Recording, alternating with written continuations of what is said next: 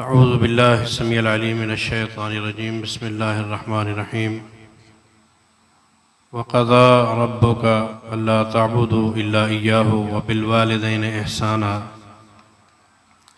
اللهم صل على محمد وعلى آل محمد كما صليت على ابراہیم وعلى آل ابراہیم انك حمید مجید اللهم بارك على محمد وعلى آل محمد كما باركت على ابراہیم وعلى آل ابراہیم انك حمید مجید۔ کلام مقدس کی اس آیت مبارکہ میں اللہ رب کائنات نے ارشاد فرمایا ہے کہ تیرے رب کا فیصلہ ہے صرف اس کی عبادت کرو اور وبالوالدین احسانا اور والدین کے ساتھ احسان کرو۔ میں کوئی لمبا چوڑا ٹائم آپ کا نہیں لوں گا، حکم کی تکمیل کے لیے حاضر ہوا ہوں، ورنہ اس موقع پہ مقامی حضرات ان کو تو آپ سنتے ہی رہتے ہیں، مناسب نہیں تھا۔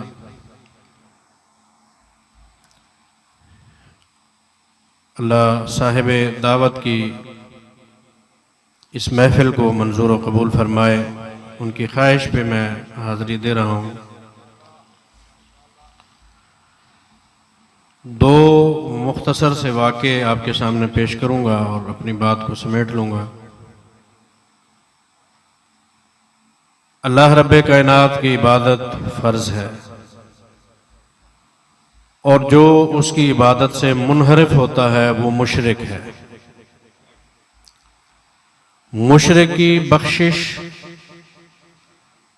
بالکل نہیں ہونی، اس کا کوئی عمل بھلے وہ کتنا ہی نیکیاں کر گزرے، اس کی کوئی نیکی اللہ کے حضور قبول نہیں ہونی۔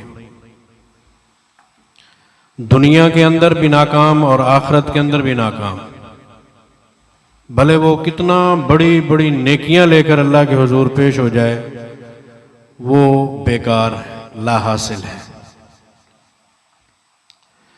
اللہ نے اپنے عبادت کے اس حق کے ساتھ ایک ہستی جو دنیا میں ہے اور انسان کے ساتھ اس کا تعلق اور ناطہ بڑا قرب کا ہے، اس کا حق بیان کیا ہے، وہ ہے والدین۔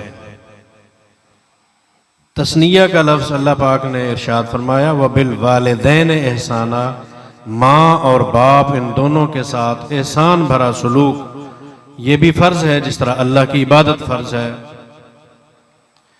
ان کی نافرمانی بھی گناہ ہے جس طرح اللہ کی عبادت نہ کرنا گناہ ہے۔ جس طرح رب کی عبادت سے منحرف ہونا کبیرہ گناہ ہے، والدین کی فرمانبرداری سے منحرف ہونا بھی کبیرہ گناہ ہے۔ نوجوانوں کی کثرت یہاں میں نے دیکھی ہے، اس نسبت سے ذہن میں آ گیا کچھ چند باتیں عرض کر دوں،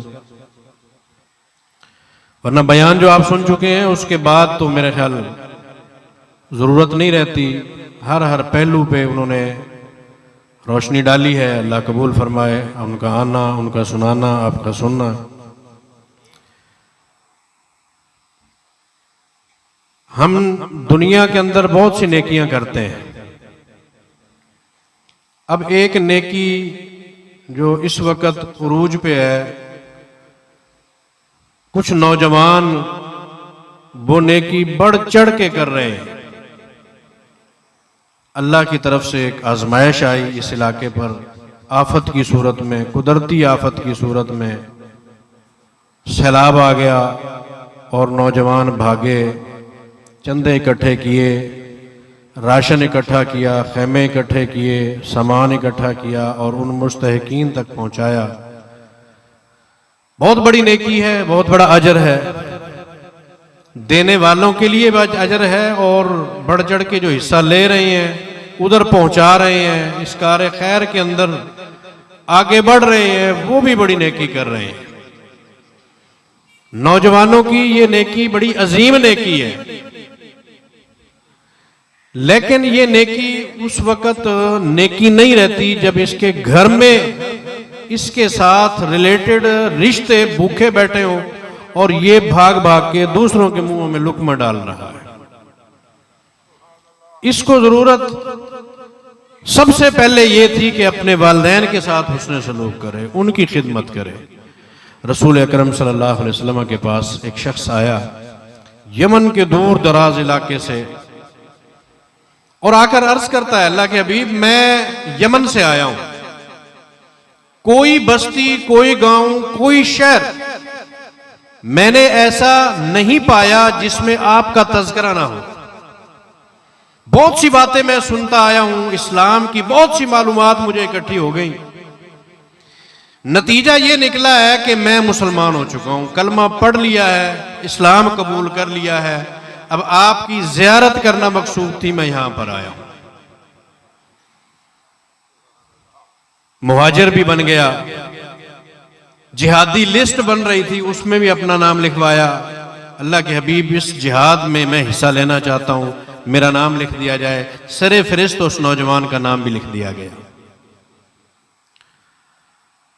یہ ساری نیکیاں، نمازیں بھی پڑھ رہا ہے، نبی علیہ السلام کے دیدار سے بھی مشرف ہو چکا ہے، مسجد نبوی میں بھی جاتا ہے، مجاہد اور غازی بھی بن رہا ہے، اور اب اجازت لینے آ گیا سرور دو عالم حضرت محمد الرسول اللہ صلی اللہ علیہ وسلم سے، کہتا ہے یا رسول اللہ، میں مدینہ منورہ کے اندر مہاجر بن کر زندگی بسر کرنا چاہتا ہوں، اور دعا کریں کہ میری موت بھی ادھر ہی آ جائے۔ نبی علیہ السلام ارشاد فرماتے ہیں، اللہ کے والدین، کیا تیرے ماں باپ ہیں؟ کہنے لگا ہاں جی میرے ماں باپ ہیں۔ آپ نے فرمایا تیرا جہاد، تیری ہجرت، تیری نیکیاں ساری یہی ہیں کہ تو اپنے والدین کی خدمت کے لیے واپس چلا جا اور ان کی خدمت میں، ان کے پاؤں میں زندگی گزار دے۔ اور وہاں لفظ ارشاد فرماتے ہیں، ماں باپ ان کے قدموں میں تجھے جنت ملے گی۔ آج کا نوجوان اس عظیم نیکی سے محروم ہو چکا ہے۔ ماں بھی زندگی میں موجود ہے، باپ بھی زندگی میں موجود ہے، لیکن ان کے ساتھ حسن سلوک کر کے، ان کی خدمت کر کے جنت حاصل نہیں کر سکا۔ یہ بدبختی ہے اس انسان کی کہ جنت اس کے گھر میں ہے، یہ باہر تلاش کرتا ہے۔ باپ کو اس کی ضرورت ہے، اس کی خدمت نہیں کرتا، ماں کو اس کی ضرورت ہے، اس کی خدمت نہیں کرتا، شب و روز اس کے گھر سے باہر گزرتے ہیں، ادھر نیکیاں بٹورنے میں لگا ہوا ہے، لیکن گھر کے اندر جو نیکیاں تھیں ان سے، ان کی سعادت سے محروم ہو چکا ہے۔ ماں باپ ان کی خدمت بہت بڑا، یقیناً بہت بڑا اجر ہے، بہت بڑا اجر ہے، آپ اس اجر کو سوچ بھی نہیں سکتے۔ حج کا موقع ہے، نبی علیہ السلام کے بعد کی بات ہے، سیدنا عبداللہ ابن عمر رضی اللہ تعالیٰ عنہ حرم میں کعبہ کے اندر کھڑے ہو کر خطبہ ارشاد فرما رہے ہیں، لمبا چوڑا آپ نے خطاب کیا، حج کے اراکین، عبادات، وظائف، ان کا تذکرہ کیا، سمجھا رہے ہیں لوگوں کو۔ تا حد نظر سری سر نظر تھے، دائیں طرف نظر اٹھائی تو اللہ کی مخلوق ہے، بائیں طرف نگاہ اٹھاتے ہیں تو رب کی مخلوق ہے، صفا پہاڑی پر بھی انسانوں کے سر، مروہ پر بھی انسانوں کے سر۔ اتنے میں ایک نوجوان آیا اور آ کر آپ کے سامنے کھڑا ہو گیا، اور اس کے کمر کے اوپر ایک تھیلی بندھی ہوئی ہے، جس طرح یہ کپاس چننے والی خواتین اپنے گلے میں کپڑا ڈال کے پیچھے پشت پہ باندھ لیتی ہیں، وہ دونوں ہاتھوں سے چنائی کر کر کے پیچھے کمر میں اکٹھا کرتی رہتی ہیں، اس طرح کی ایک تھیلی اس کی کمر پر بندھی ہوئی ہے۔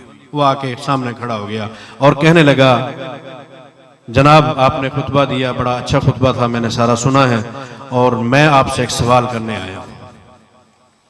میں اس تھیلی میں اپنی والدہ کو اٹھا کر یمن سے چلا ہوں، اور اس سفر کے دوران میں نے اپنی ماں کے قدموں کو زمین سے ٹچ نہیں ہونے دیا، میں نے حج ان کو کروایا، ساری عبادات کروائی، صفا پہ گیا، مروہ پہ گیا، طواف خانہ کعبہ کیا، عرفات اور منا کے میدان، مزدلفہ کے میدان میں گیا، ساری عبادات سے محظوظ کروایا۔ یہ ہڈیوں کی مٹھی چل نہیں سکتی، بیٹھ نہیں سکتی، میں اتنی بڑی نیکی کر کے آپ کے سامنے حاضر ہوا ہوں، پوچھنا یہ چاہتا ہوں کیا میں نے اپنی ماں کا حق ادا کر دیا؟ عبداللہ ابن عمر رضی اللہ تعالیٰ عنہ قربان جاؤں آپ کے نظر اوپر اٹھا کے کہتے ہیں تیری ماں کی ایک سانس کا بھی تو نے ابھی حق ادا نہیں کیا۔ ہم ایک گلاس دے کے احسان لگا دیتے ہیں، تجھے پانی ابھی تو پلایا، ابھی دوبارہ تجھے پیاس لگ گئی، تیرے جوتے بھی اب میں سیدھے کروں۔ بیگم صاحبہ گھر میں آ گئی تو ماں بری لگتی ہے، اس کو کوارٹر میں ڈال دو، سٹور کا مال سمجھ کے اس کو علیحدہ کر دیا۔ ما للمرء فی حیات خیر اذا ما عد من سخط المتاع، ایک عربی شاعر کہتا ہے کہ انسان کی زندگی میں اس وقت کوئی فائدہ نہیں رہتا جب اس کو سٹور کا مال سمجھ کے گھر کے کونے کے اندر پھینک دیا جائے۔ یہ جنت ہے، یہ تیری آخرت ہے، اس کی خدمت سے اللہ کو راضی کر لے۔ اگر یہ راضی ہے تو اللہ راضی ہے، اگر یہ راضی نہیں ہے تو رب راضی نہیں ہے، یاد رکھنا۔ حضرت عائشہ رضی اللہ تعالیٰ عنہ فرماتی ہیں میں گھر کے کام کاج میں مصروف تھی، کبھی اندر جاتی ہوں کچھ اٹھانے کے لیے، پھر باہر آ جاتی ہوں، پھر باہر سے پھر اندر جاتی ہوں۔ نبی علیہ الصلوۃ والسلام کچھ بڑبڑا رہے ہیں، میں نے غور کیا آپ ایک ہی جملہ بار بار رپیٹ کر رہے تھے، ایک ہی جملہ بول رہے ہیں۔ کیا فرما رہے ہیں؟ ذالکم البر، ذالکم البر، یہی نیکی ہے، یہی نیکی ہے، یہی نیکی ہے۔ اماں نے آخر نہ رہا گیا، پوچھ لیا اللہ کے حبیب ایک ہی جملہ ارشاد فرما رہے ہیں، مجھے بات سمجھ نہیں آ رہی، کیا مطلب ہے آپ کا؟ آپ نے فرمایا عائشہ بیٹھ جا، میں ابھی نیند میں تھا، اللہ نے مجھے جنت کی سیر کروائی ہے، جنت کے اندر میں گھوم رہا ہوں، سارے فرشتے میرے ساتھ ہیں اور مختلف فرشتے خوشی کا اظہار کرتے ہوئے مجھے جنت کے مناظر دکھا رہے ہیں۔ کوئی کہتا ہے وہ دودھ کی نہر ہے، کوئی کہتا ہے وہ شہد کی نہر ہے، وہ فلاں کا محل ہے، وہ سارا وزٹ مجھے کرا رہے ہیں۔ ایک عجیب سی آواز مجھے آ رہی ہے، ہلکی ہلکی،